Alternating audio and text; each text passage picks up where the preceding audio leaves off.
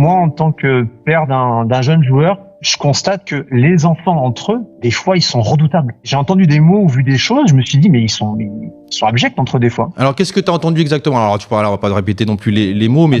Par exemple, il suffit qu'il y ait un môme qui soit, dans un club, tous les clubs sont les mêmes, hein. Il y a 2-3 équipes par catégorie. Celui qui va en être équipe 1 va dire à celui qui est en 2 ou en 3, va dire, t'es nul, moi je suis en 1, toi t'es en 2. Voilà, ça commence comme ça. Ça commence par celui qui va être un peu plus habile ou un peu plus technique que les autres, qui sort un peu du lot à son âge, parce qu'après ça change des fois. Il va être parfois blessant.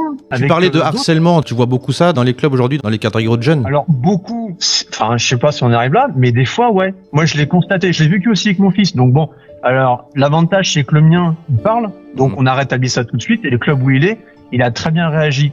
Mais il y a des fois, t'as des mômes qui parlent pas. Et après, faut voir les dégâts que ça peut faire aussi. Qu'est-ce qui s'est passé, toi, à peu près, avec ton enfant à toi? Il y avait un autre qui, à chaque fois, qui était, entre guillemets, surclassé, parce qu'il manquait de renfort dans la catégorie supérieure. Il allait voir bien en lui disant, t'es nul. T'as vu, moi, je suis monté. T'as vu, moi, je suis en 1. T'as vu, la semaine prochaine, je passe avec la U13.